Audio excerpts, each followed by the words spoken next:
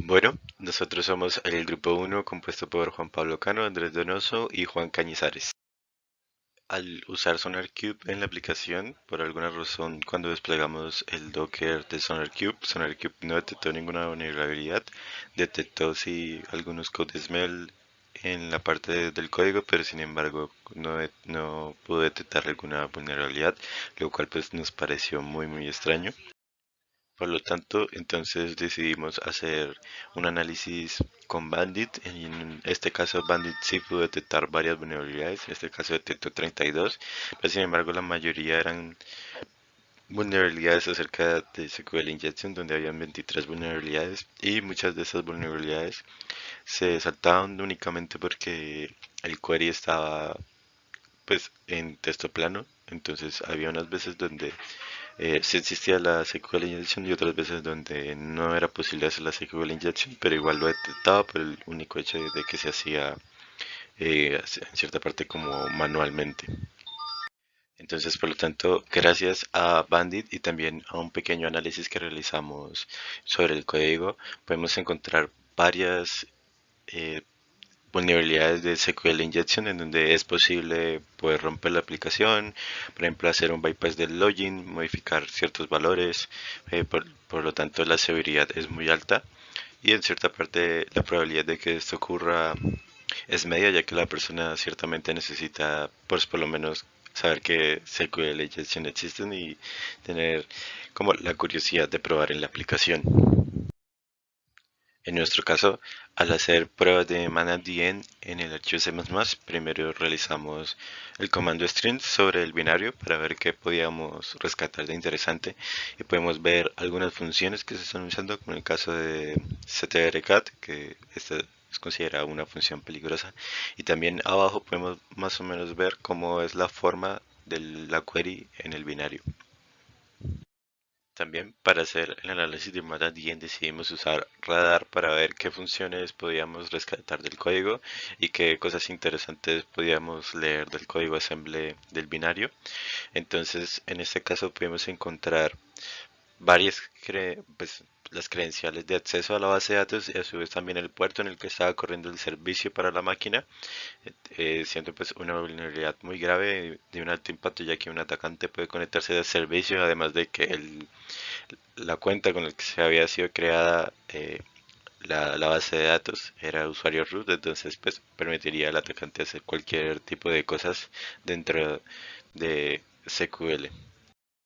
Por último, también decidimos hacer unas pruebas de MetaDN de la aplicación que el grupo estaba usando para poder realizar las transacciones en la aplicación.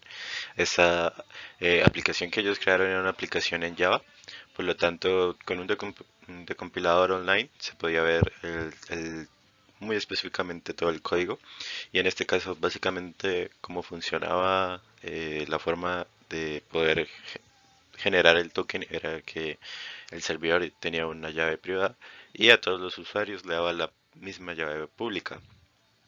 Al analizar a fondo la aplicación encontramos que básicamente lo que hacía el programa es hacer una concatenación separadas de los valores de la cuenta, el monto y el PIN de la cuenta, separados únicamente por una barrita. Todo esto se encriptaba y se codificaba en base 64 para que el token tuviera caracteres legibles al usuario y lo pudiera mandar a través de la aplicación. Sin embargo, hay una pequeña falla de lógica debido a que básicamente como todos los usuarios tienen la misma llave pública, cualquier persona va a poder generar un token y realmente el factor de seguridad o protección va a residir únicamente en el PIN. Revisando pues un poco el esquema que ellos tenían en su código, el PIN era de máximo 8 dígitos, por lo tanto, pues romper el PIN a fuerza bruta para un atacante va a ser muy fácil y pues va a poder generar un token que seguramente va a ser válido, además de que no había ninguna otra comprobación de tiempo ni ningún otro factor a tener en cuenta que le impidiera al hacker pues, sencillamente hacer un ataque de fuerza bruta sobre el PIN para poder crear un token válido para esa cuenta. En cuanto a las vulnerabilidades encontradas en nuestra aplicación para los archivos de C++, los principales errores, digamos, vulnerabilidades por las cuales un atacante podría eh, inyectar defectos en nuestra aplicación es por buffer overflows. El primer ejemplo que tenemos es que nosotros utilizamos un arreglo de tamaño fijo que guarda caracteres. El problema es que si no verificamos cuáles son los caracteres que se están utilizando, podría llevar a que el atacante ingrese estos caracteres y lleva hacia un buffer overflow. Lo mismo pasaría con un string concatenation, dado que si no verificamos el tamaño de estas cadenas de caracteres, entonces si son muy largas podría pasar exactamente lo mismo. Y por último, para las variables de entorno se recomienda también que hagamos, si necesitamos utilizarlas definitivamente, un trim de esos strings para que cuando las utilicemos, si hay algún usuario o un atacante que las cambió, entonces no puede ingresar digamos, una cadena muy larga que lleve a este mismo error, a este mismo ataque. En cuanto a las vulnerabilidades encontradas por SonarQube, la primera es que encontró que hay un problema porque cree que estamos guardando las contraseñas en texto plano, pero como pueden ver, este no es el caso, sino que simplemente estamos guardando la sal que se les agrega. Por otro lado, también encontré una vulnerabilidad de ataque de cross-site request forgery, dado que en ningún lado de nuestra aplicación cuando estamos configurándola eh, tenemos esto habilitado.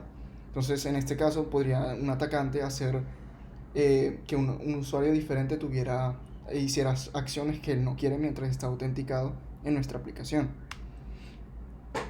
Luego también nos marcó que hay una criptografía débil cuando se utiliza un número aleatorio, ya que estos números no son en realidad aleatorios reales, sino que son pseudo aleatorios.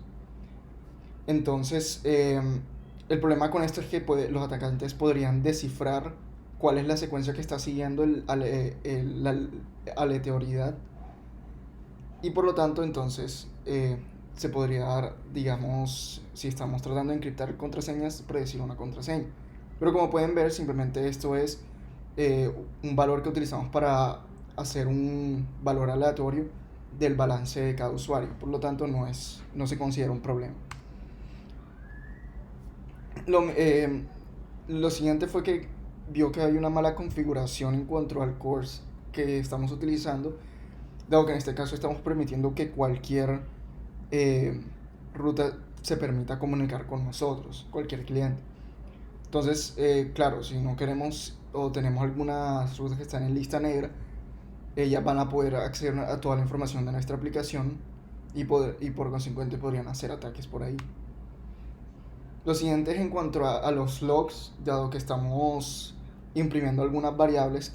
Entonces, si estas variables llegasen a tener alguna, algún formato, podrían inyectar código hacia nuestro propio computador y extraer información de él.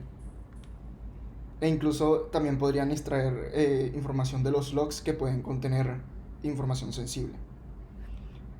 Y lo último que detectó fue en cuanto a la aplicación de Android, que no estamos implementando permisos para los componentes que se están exportando.